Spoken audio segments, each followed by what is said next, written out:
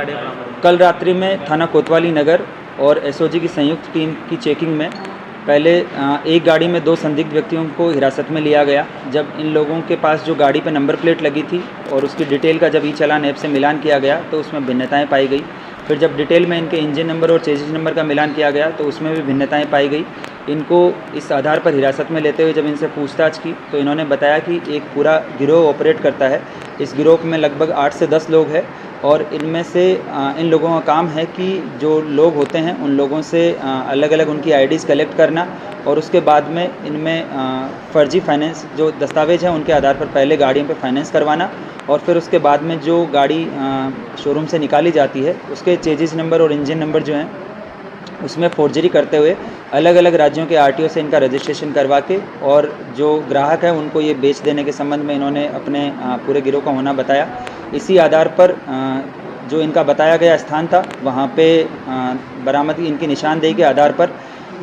इसके अलावा और 13 गाड़ियाँ बरामद की गई। तो इस प्रकार कुल 14 गाड़ियाँ बरामद की गई है और इन्होंने जो पूछताछ के आधार पर जो अलग अलग इनके गिरोह के व्यक्तियों का रोल बताया गया उसके आधार पर अभी वर्तमान में 4 व्यक्तियों की गिरफ्तारी की गई है और 5 लोग अभी इसमें गिरफ्तार हेतु शेष है जिनकी गिरफ्तारी के लिए शीघ्र प्रयास किए जा रहे हैं। इसमें जो बरामदगी की गई है उसमें टोटल 14 गाड़ियाँ हैं जिसमें से 2 मारुति कंपनी की है, 2 हुंडई कंपनी की है और इसके अलावा एक टोयोटा की है और बाकी सारी अन्य जितनी भी गाड़ियां हैं ये सब टाटा की गाड़ियां हैं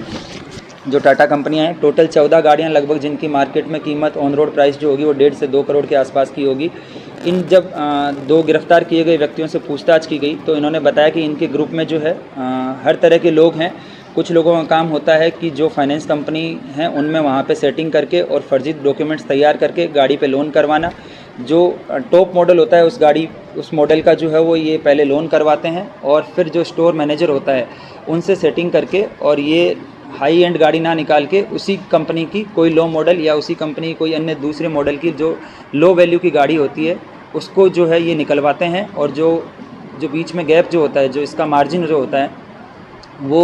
डिपेंड करता है 2 लाख से 3 लाख और 4-5 लाख तक का जो है वो गाड़ी की बेस प्राइस के हिसाब से इसको ये आपस में सब डिस्ट्रीब्यूट कर लेते हैं और फिर जब गाड़ी निकल जाती है शोरूम से तो उस गाड़ी के इंजन और चेजिस नंबर में फोर्जरी करके और ये अलग अलग लोगों को जो है वो ग्राहक ढूंढ के उनको बेचते हैं और अगर यहाँ से रजिस्ट्रेशन नहीं हो पाता है तो ये अलग अन्य जो राज्य हैं वहाँ से भी रजिस्ट्रेशन करवाते हैं। इसमें जो एक गाड़ी पकड़ी गई है ये मेघालय के रजिस्ट्रेशन की है, एक झारखंड के रजिस्ट्रेशन की है और एक हिमाचल प्रदेश के रजिस्ट्रेशन की है। कुछ गाड़ियाँ इसमें अभी भी रजिस्टर्ड नहीं है जो लगभग पिछले 5 से 6 साल बिना रजिस्ट्रेशन के चलाई जा रही है और बहुत सारी गाड़ियाँ इसमें जो है वो ऐसी है जिनकी 1 या 2 EMI की किस्त भरी गई लेकिन उसके अलावा बाकी EMI जंप कर दिया गया और उसके बाद में उनके इंजन और चेजिस नंबर में छेड़खानी करके उनको या तो रजिस्ट्रेशन करवा दिया गया या बिना रजिस्ट्रेशन के इनको जो है ये इकट्ठा करके रखते हैं ताकि कस्टमर ढूंढ के और उनको जो है बेचा जा सके।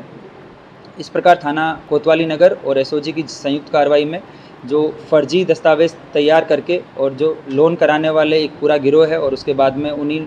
फर्जी उसमें इंजन चेजिस नंबर में करेक्शन करके और रजिस्ट्रेशन कराने वाले पूरे गिरोह का भंडाफोड़ किया गया है। वर्तमान में 4 लोगों की गिरफ्तारी की गई है जिसमें से गुलबहार, इसके अलावा प्रदीप और मुशर्रफ ये जनपद मुजफ्फरनगर के ही रहने वाले हैं। एक व्यक्ति जो वर्तमान में जो जनपद इटावा है वहाँ पे किया के स्टोर में मैनेजर था, सुनील कुमार कुशवाहा, ये जनपद कानपुर का रहने वाला है और इसमें अभी वर्तमान में 5 लोगों की गिरफ्तारी अभी शेष है। इन सभी ये लोग जो है वो मिलकर अपना पूरा गिरोह चलाते हैं और फिर ये जो फर्जी डॉक्यूमेंट्स के आधार पर गाड़ियों के लोन करवाते हैं इससे मोटा मुनाफा कमाते हैं। इसमें बाद में इन सभी अभियुक्तों की गिरफ्तारी करते हुए गैंगस्टर की कार्रवाई भी जो है वो इनके खिलाफ की जाएगी। इसमें इस गुड वर्क को करने वाली टीम को श्रीमान वरिष्ठ पुलिस अधीक्षक महोदय की तरफ से 15,000 रुपये के नगद इनाम की घोषणा की गई है।